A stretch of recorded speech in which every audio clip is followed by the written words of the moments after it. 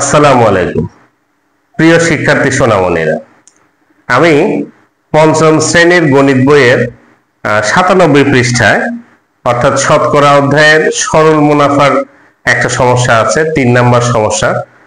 97 পৃষ্ঠার মাঝামাঝিতে 3 নম্বর সমস্যাটা এরকম: তনিমা ব্যাংক থেকে 3 বছরের জন্য 2000 টাকা ঋণ নিলেন।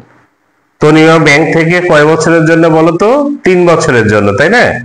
কত টাকা ঋণ নিলেন? 2000 টাকা। এই 2000 টাকাটা কি বলো তো তোমরা? হ্যাঁ, নিশ্চয়ই বুঝতে পেরেছো, এই 2000 টাকাটা হলো আসল, যেটা ব্যাংক থেকে ঋণ নিলেন সেটাই হলো আসল টাকা। বার্ষিক মুনাফার হার, এখানে আরেকটা তথ্য দেয়া আছে, সেটা হলো বার্ষিক মুনাফার হার 6%। তো 3 বছর পর কত টাকা মুনাফা দিতে হবে? এখানে তাহলে কি কি দেয়া আছে বলতো? 1 নম্বরে আসল দেয়া আছে, 2000 টাকা হলো আসল।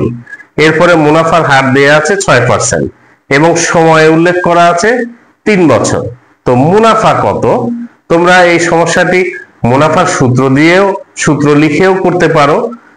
সূত্র লিখে মুনাফার যা যা দেয়া আছে সেই তথ্যগুলো বসাই দিলেই হবে, অথবা তোমরা যদি ঐহিক নিয়মের মতো করে ভাষা দিয়ে লিখে করতে চাও, অনেক সময় তোমাদের সূত্র মুখস্থ থাকে না বা আত্মস্থ করা কঠিন হয়ে যায়, তো সেক্ষেত্রে তোমরা ভাষা দিয়ে সহজেই এটা করতে পারবে। সেটা হলো, অঙ্কটা যদি এভাবে শুরু করো, 6% মুনাফা দেয়া আছে, বার্ষিক 6% মুনাফা বলতে আমরা কি বুঝি? 100 টাকার 1 বছরের মুনাফা 6 টাকা, তাই না? বার্ষিক 6% মুনাফা বলতে বুঝি 100 টাকার 1 বছরের মুনাফা 6 টাকা। তো 1 টাকার 1 বছরের কত, আর 2000 টাকার 3 বছরের মুনাফা কত? তাহলে তোমরা মুনাফা সহজেই বের করতে পারবে। তো ঠিক আছে, আমি এভাবেই লিখে তোমাদেরকে বোর্ডের সমস্যাটি বুঝিয়ে দিচ্ছি, তোমরা আমার সঙ্গেই থাক। তো আমরা সমস্যাটি লিখে এভাবে সমাধান করতে পারি। আমরা প্রথমে লিখব 100 টাকার, যেহেতু বার্ষিক মুনাফার হার দেয়া আছে 6%, আমরা এখান থেকে লিখব 100 টাকার 1 বছরের মুনাফা। 1 বছরের মুনাফা কত টাকা? 6 টাকা, তাই না? 100 টাকার 1 বছরের মুনাফা 6 টাকা। অতএব 1 টাকার 1 বছরের মুনাফা, 1 টাকার 1 বছরের মুনাফা 6/100 টাকা। অতএব আসল কত দেয়া আছে? 2000 টাকা, তাই না? টোটাল 2000 টাকার সময় হলো 3 বছর। 3 বছরের মুনাফা, তাহলে উপরে এসে গুণ হবে 2000 গুণ 3 আর নিচে 100।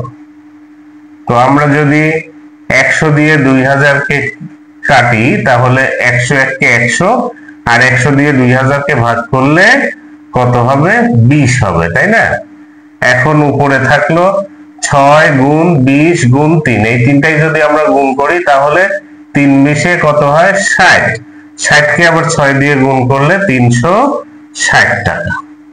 এটা আমরা দেখো পেলাম মুনাফা 360 টাকা। আমাদেরকে মুনাফা বের করতে বলা হয়েছে, অতএব আমরা লিখব মুনাফা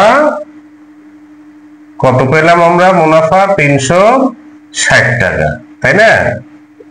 ঠিক আছে, বুঝতে পেরেছো তোমরা? আমাদেরকে তথ্য দেয়া ছিল যে 2000 টাকা ব্যাংক থেকে ঋণ নিয়েছে 3 বছরের জন্য, আর বার্ষিক মুনাফার হার হলো 6%। তো আমরা এজন্যই 6%, যেহেতু বার্ষিক মুনাফার হার, আমরা লিখতে পেরেছি 100 টাকার 1 বছরের মুনাফা 6 টাকা। অতএব 1 টাকার 1 বছরের মুনাফা কত? 2000 টাকার 3 বছরের মুনাফা। এইভাবে ক্যালকুলেশন করে তোমরা মুনাফা 360 টাকা বের করতে পারবে। তো নিশ্চয়ই তোমরা বুঝতে পেরেছো। ঠিক আছে, ভালো থেকো, ভালো মতো পড়াশোনা করো, নিজের প্রতি খেয়াল রেখো। ওকে, আল্লাহ হাফেজ।